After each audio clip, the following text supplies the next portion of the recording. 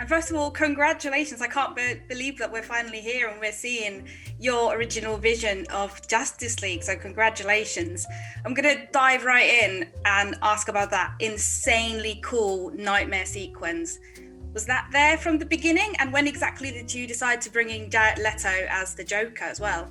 Yeah, so that was a I don't want to call it an Easter egg, but that was a storyline that I had envisioned for a future film.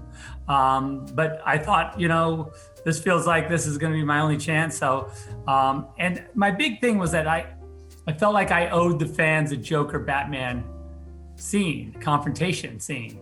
And so I called Jared and said, hey, if I can get Ben to do this, would you be interested in shooting this scene? And at the time, the studio was like, we don't think you should shoot anything.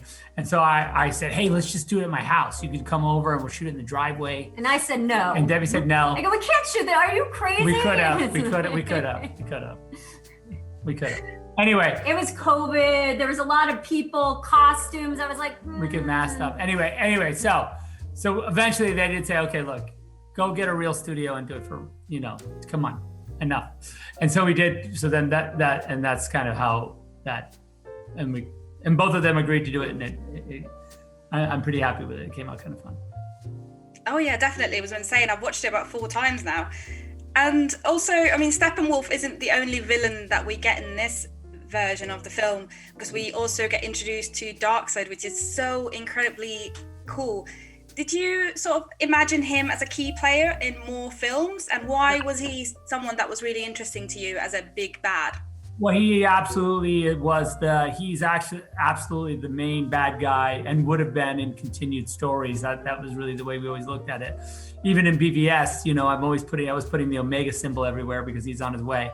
And so, yeah, and he was important not only because of his like King Daddy status as bad guy, but also his relationship with Steppenwolf, and all that was fun for me to kind of kick around and figure out how those guys were interacting and how it made the film richer.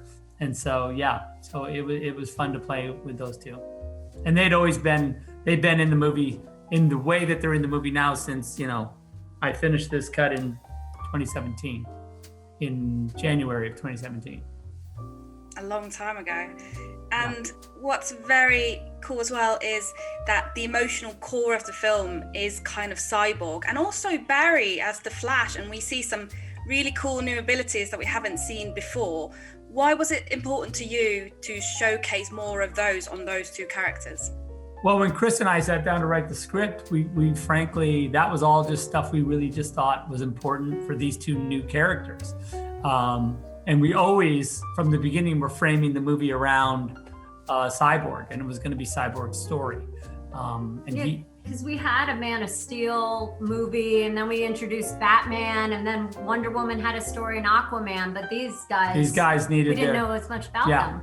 Yeah, and Cyborg's really the heart of the movie, and really kind of he really takes us to kind of on the full journey all the way, and with Silas at the end, his voiceover kind of takes us out. Absolutely. And where would you love to see these characters go next, and are you open to returning to them? Listen, what I want the characters to do next is I'm really interested in them thriving. I'm interested in like an amazing Aquaman movie and Wonder Woman 3 and this Flash movie. And I think they should make a Cyborg movie as far as I'm concerned. That makes a lot of sense, especially after seeing this movie. Obviously Cyborg would be like the next movie because he's just so awesome.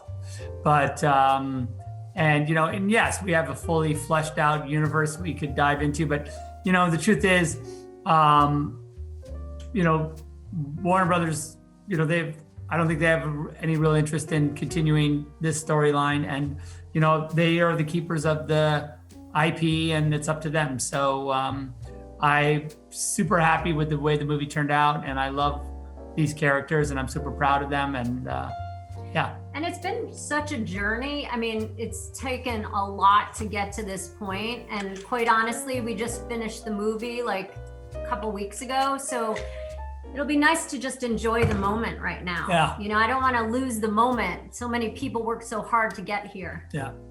And also you got some Army of the Dead coming too, so get ready for that. Absolutely. Thank you so much, guys. And again, congratulations on Justice League. Cheers. Thank you. Thank you.